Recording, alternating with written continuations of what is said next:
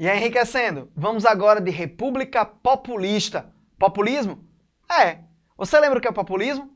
Aquele fenômeno político que acontece durante a Guerra Fria, que atinge a América Latina, Brasil, Argentina e México principalmente, em que você tem uma série de indivíduos altamente demagógicos, com aquela ideia de nacionalismo, industrialismo. Lembra não? Eita, pois é, mas é isso que a gente vai estudar agora. República populista. Bora?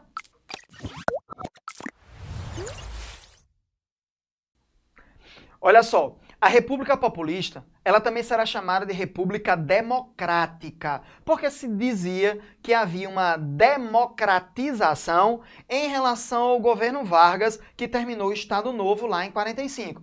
Nesse aspecto, é verdade sim, mas cuidado porque os sindicatos ainda estavam proibidos ou eles eram condicionados ao Estado, os soldados, cabos, padres não podiam votar. Então, assim, é uma democracia, mas uma democracia um tanto vigiada. Se você comparar com o Estado Novo, é uma democracia. Se comparar com a nosso momento, a nossa história agora atual, não é necessariamente não, tá? É uma quantidade muito grande de presidentes, mas quando a gente junta todas as provas e a gente estuda, a gente vê que apenas 2 presidentes caem. Então, se liga aqui, olha, segredo, viu? Todas as questões que nós temos são vinculadas basicamente a 2 presidentes desse período, Vargas e Juscelino Kubitschek. Então se liga aqui no Enriquecendo, porque lá vai. Estudar 2 presidentes, basicamente Vargas e JK. Lembrar, Vargas não é aquele do Estado Novo, é do governo democrático, quando pela primeira vez Vargas foi eleito pelo voto popular. O que é que você tem que saber do governo Vargas? Vargas, nesse momento, ele dá continuidade à política de industrialização de base. Vargas usa o poder do Estado brasileiro para criar 2 grandes estatais, a Petrobras e a Eletrobras. Ambas as empresas são construídas e estabelecidas a partir da nacionalização da propriedade de empresas estrangeiras.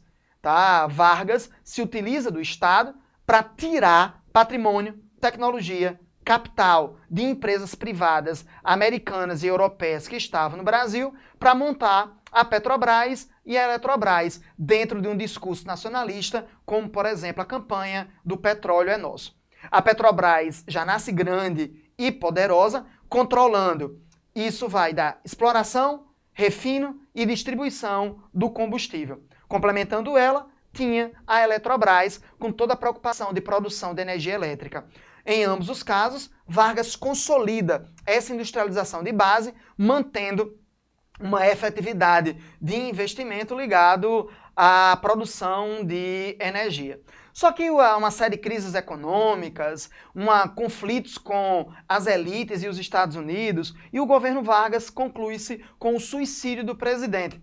Um ato político em que o presidente da República se mata como uma forma de impedir até a existência de um golpe militar que estava se configurando em 1954.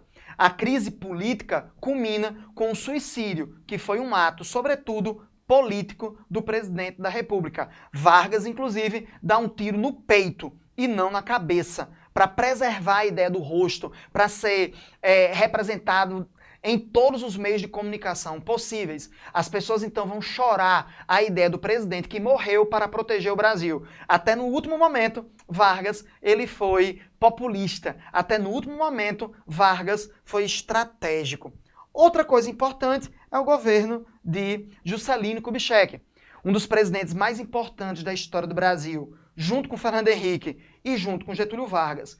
JK se constrói midiaticamente como a ideia de presidente jovem, presidente bonito, muito bem casado, arrojado, aquele cara que vai tirar o Brasil, né, da sua estagnação. 50 anos em 5, aquela ideia do desenvolvimentismo.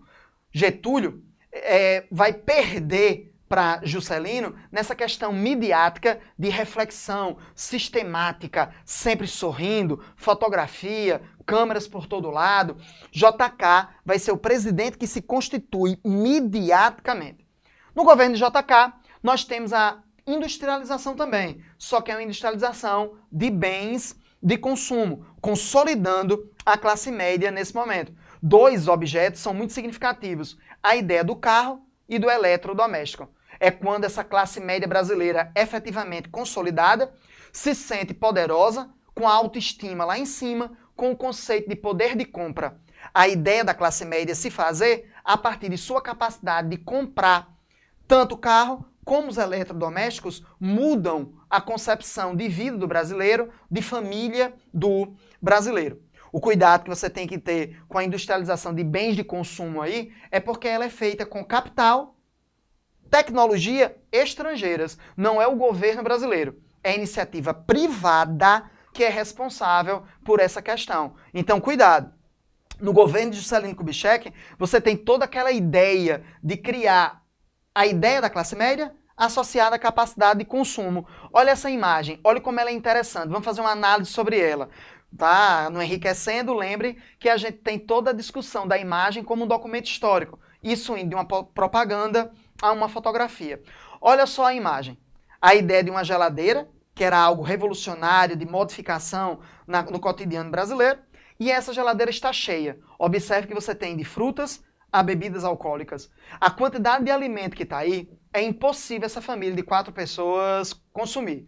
Então você tem a ideia de abundância, você tem a ideia de riqueza, de capacidade de compra associada à felicidade. Olha o rosto dessas pessoas. Percebem? E tem até um detalhe, que aqui só no Enriquecendo você vê. As cores das pessoas, das roupas das pessoas, se confundem com as cores dos próprios produtos que estão dentro da geladeira, criando uma harmonia estética nessa imagem.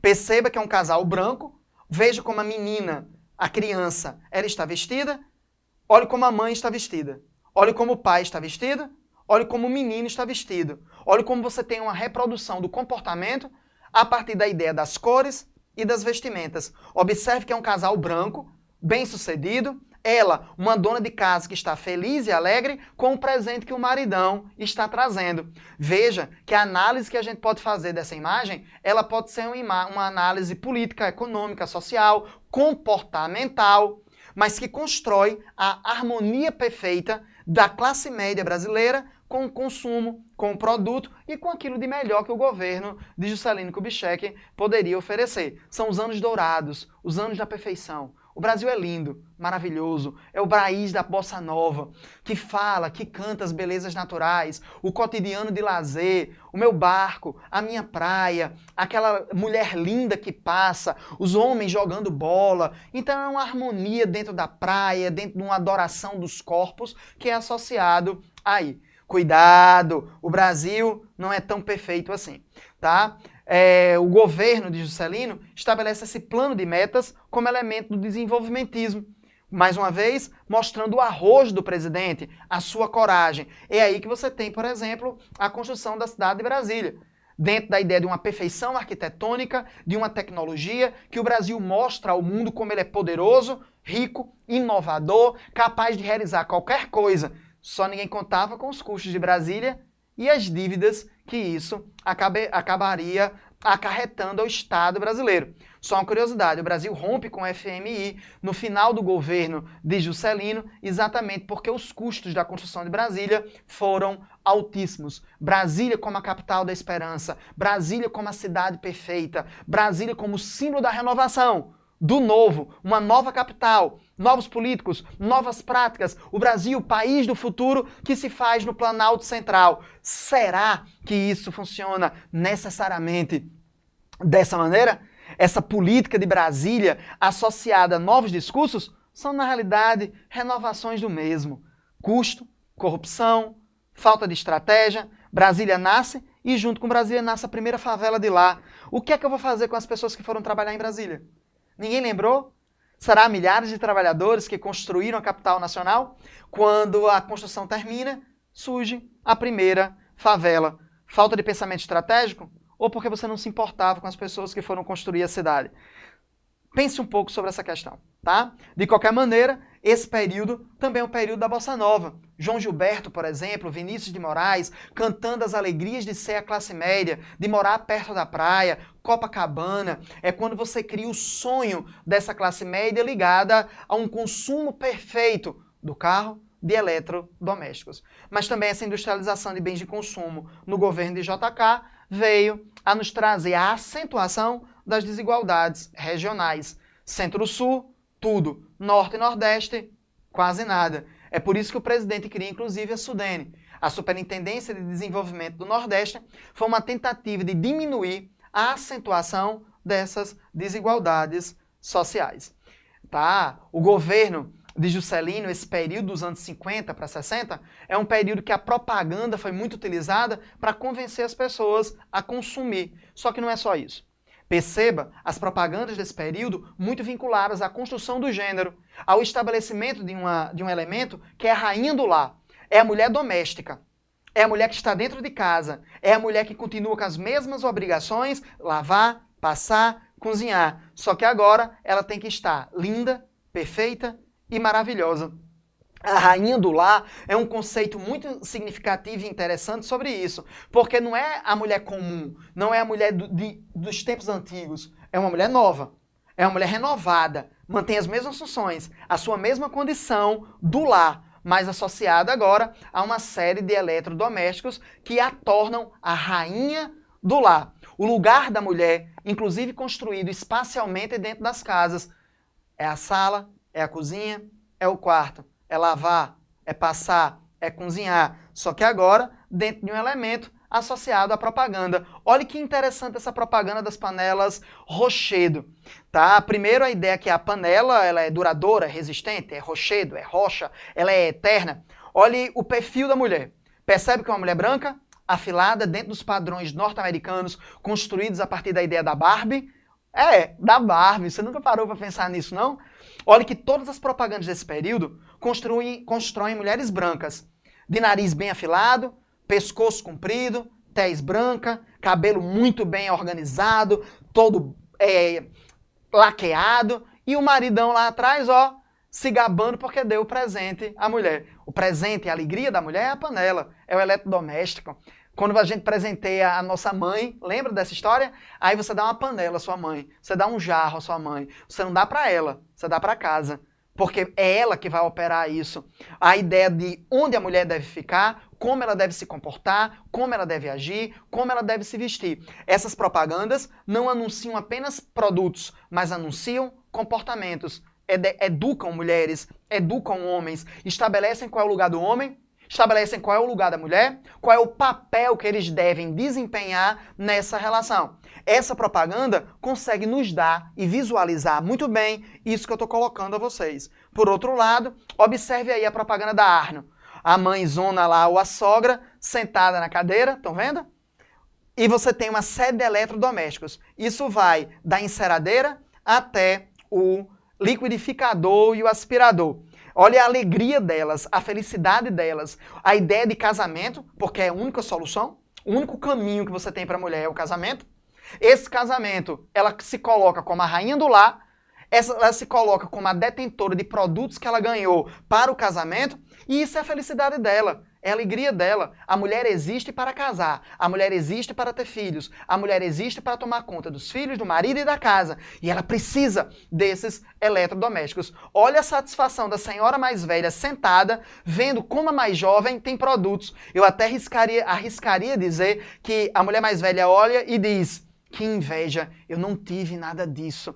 Do lado, você tem uma propaganda de leite moça, do leite condensado, em que você ensina a mulher não apenas a montar a mesa, dando sugestões, como também fazer o prato, consolidando aquela ideia da espacialização física e social que a mulher deve ocupar. Você percebe então como a propaganda ela educa, como ela impacta socialmente, como isso é uma sociedade de consumo que estabelece como a mulher deve pensar, se comportar e se constituir fisicamente. É por isso que você está aqui, no Enriquecendo com você. A imagem compõe uma série de discursos. Enriquecendo com você.